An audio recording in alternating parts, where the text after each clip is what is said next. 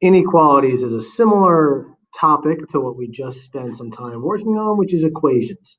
The difference is, of course, the prefix in the word inequalities. The prefix in is a prefix that means not. So an inequality is a not equal to. Inequality is a scenario where the two sides are not equal, like this, because that doesn't make sense. As you recall, if we look at this quick comic strip, it says carry the 2, divide by 0, derive the indefinite integral, and get something that doesn't make sense. And the guy is clearly confused because 2 does not equal 1. So this is not an equation. Talk about the definition of an equation. Equation is any true math sentence which contains an equal sign. Now it needs to be true. This is not true, therefore it's not an equation. This is better if we make this an inequality, where we say 1 is less than or equal to 2, or straight up 1 is less than 2. As is, it doesn't make sense, but if we make it an inequality symbol, it makes more sense. That's what an inequality is. An inequality is any true math sentence which contains one of the 4 inequality symbols. These 4 inequality symbols, in their general form, involve the is greater than, the is less than, the is greater than or equal to, or the is less than or equal to. Now, if you notice, they all contain the word is. As we covered in translating when we did equations last unit, these 4 symbols may appear. Now, there are other phrases for them. For example, this is also called is no less than. It's also called is at least. So these are 2 other phrases that you might want to commit to memory for this one. For this one, same thing. You could say is no more than, or you could call this is at most. So when we do translating, which we'll do in just a little bit, you may see any one of these 4 phrases in addition to the basics of those 4 phrases. Before we get too far into translating, let's delve a little bit deeper into inequalities and what an inequality actually is. An inequality is any true math sentence which contains one of those 4 symbols. So now I'm going to show you some and you tell me yes or no, is it an inequality? Yes, it is because it is true. 3 is less than 8.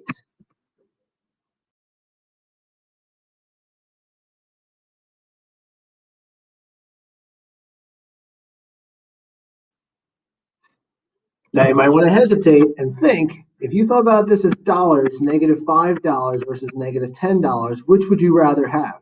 Now you'd rather not owe either, but I'd rather only owe 5 than owing 10. So the is greater than symbol is the correct symbol. Yes, -5 is bigger than -10.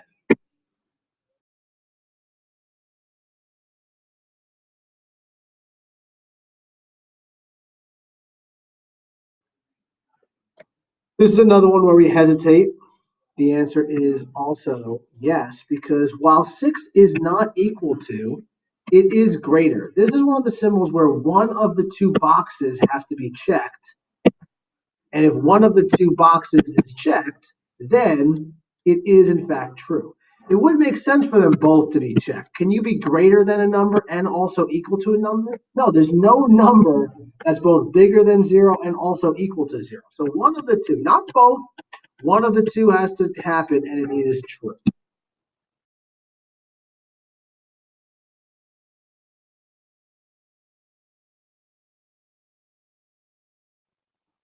Another one, where we got to think for a second, but yes, it is true.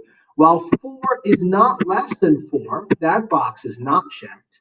4 is equal to 4.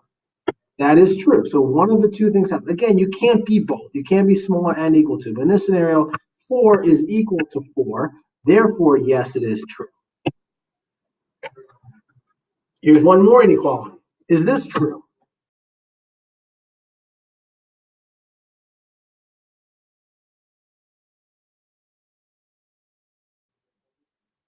And the answer is, of course, it depends. It depends on what value for n you choose. So what are some values for m that it could be? Well, it could be 4. M could be 4. M could be 3, could be 2, could be 0.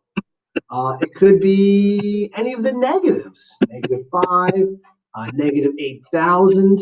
We didn't even include the decimals. It could be 4.4. It could be 4.9. Could it be 5? Would 5 work? No, 5 is not less than 5, so 5 won't work.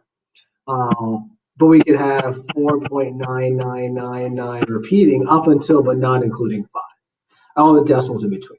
So if I told you right now to take a moment on the side of your paper and list all of the possible things that M could be, how long do you think it would take for you to list all of the M's?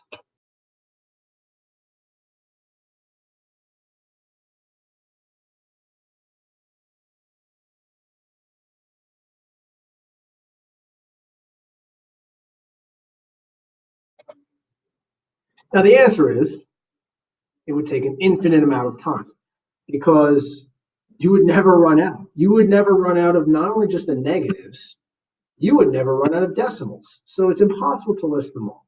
Therefore, instead of listing them all, we're going to draw a picture. Our picture will represent all the possible solutions that M could be. In this scenario, we talked that 4 works, 3 works, 2 works, 0 works, -5 down here works, -8,000 way down here works. We said 4.4, we said 4.9, we said not 5. So I'm going to draw a circle around 5 to indicate that 5 did not work. So any of these values, 1, 1. All of these work. So instead of drawing dots, I'm going to shade all of the things that work. And some of you may be familiar with shading this with an arrow. It looks like a ray. It shades all the possible things that we're doing. All these things that I shaded are all answers. 0, I plugged in 0 here. It's true. If I plug in 6, would 6 work? Is 6 less than 5? No. That's why 6 is not shaded. 6 is not one of the shaded values. That's why it's not an answer. But any one of these that are shaded are answers. So when you graph this, you're shading essentially the answers. We just graphed this one. Let's graph this one.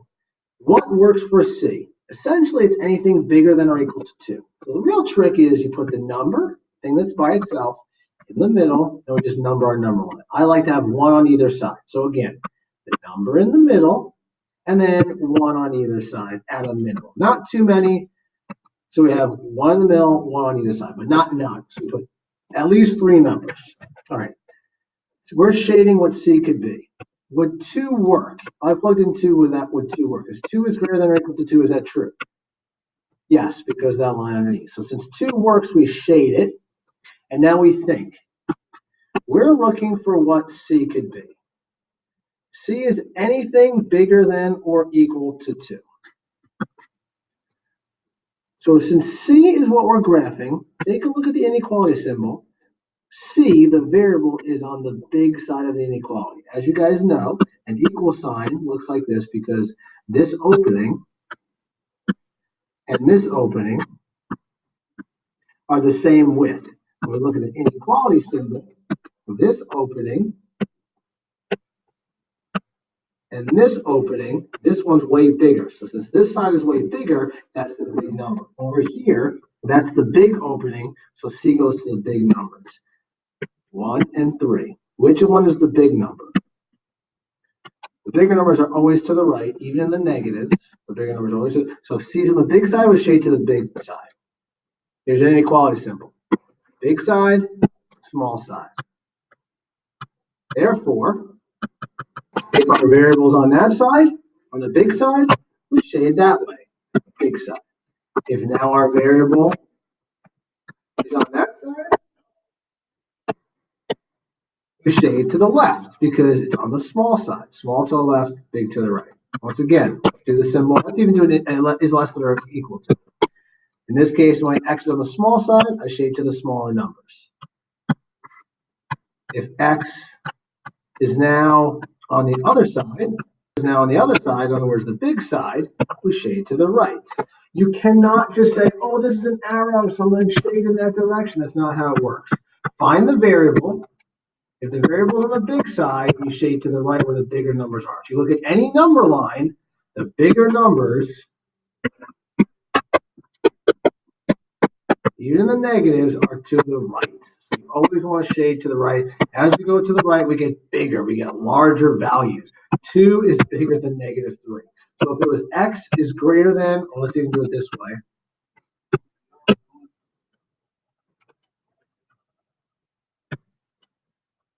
Let's do it the other way. X is greater than or equal to negative 2. We go to negative 2. X is on the big side, so we go to the right. But don't forget, since there's a line underneath, we fill in because it can equal negative 2, so we shade negative 2. Let's do a bunch more examples. We do negative 2, this number in the middle, and we number correctly. Make sure you're numbering correctly, and then the negatives go backwards. All right, so we circle. Here's another hint. Line underneath, more ink, more ink. Is D the variable on the big side or the small side of the inequality? If you take a look, the variable, which is what we're graphing, is on the small side. That's the big opening. That's the small. So since it's on the small side, we shade to the smaller numbers. This is the letter F. 4 is the number we put in the middle. We go 3, 4, 5, because 4 is the number. All right, open circle, no line, so no line. If there was a line, then we'd fill it in, but since there is no line, we don't fill in. F, big side or small side? Small side, therefore it's the left. Small left, big right. Small side, left, big side, right.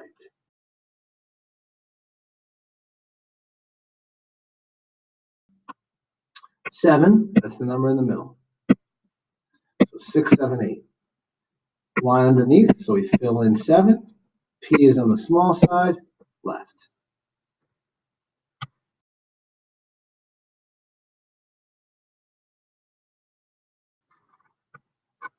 Eight's the number, 7, 8, 9.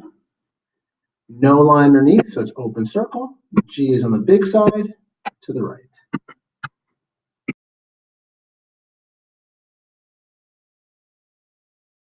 Negative 20 is the number in the middle. Make sure negatives go backwards. No line underneath, so open circle. N is on the small side, which is to the left. Negative 5 is my number.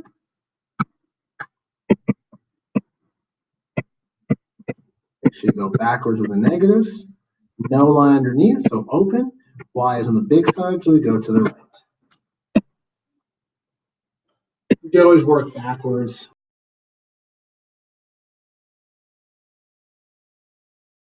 By using little hints like 1 has a line underneath, so it can't be A or B. It has to be C or none. Let's see. It's filled in, line underneath, so it's filled in. Those are not filled in. This one is filled in. M is on the small side of 4. That one is C. Number 2, no line underneath, so it's open. It could be A or B. It's on the big side of negative 4, which is choice B. Number 3, no line underneath. Okay, so it could be choice A. It's on the small side, negative 4. That's choice A. Now, if you notice my process of elimination, number 4, there is none. You should have known because line filled in, line underneath, and negative 4. There's no negative 4 filled in, so this is none. Translating. Translating is the same we've done. Let's do a little practice with translating. It says 10 more than the product of a number is greater than 22. The rules are the same. Circle the word is. But it's not is with an equal sign. It's actually is greater than. So we do is greater than 22. More than is plus. Product means multiply. 10 more than the product of a number and 8 is greater than 22.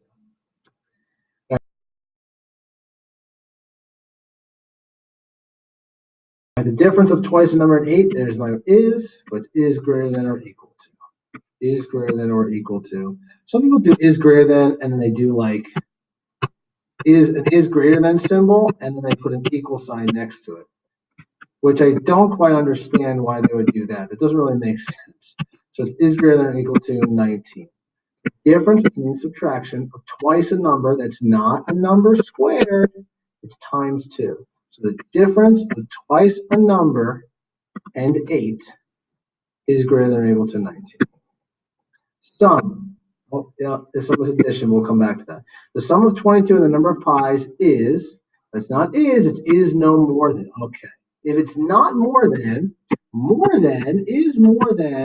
is that, but it's not that. So the opposite of that is that and that. So it's not more than, it is less than or equal to. So the sum, which means addition, of 22 and the number of pi's is not more than 18. All right, there's less than, but anyway, 70 less than the price of a car is, it is at least. So at least is that, but it's not that. It's not that. It's everything, it is greater than or equal to. So the minimum it is 3,000. So it's greater than or equal to that. Is at least 3,000. So 70 less than the price of a car is at least 3,000. We'll get practice with these two because those ones we mess up the most, or you can just commit them to memory because you definitely will see.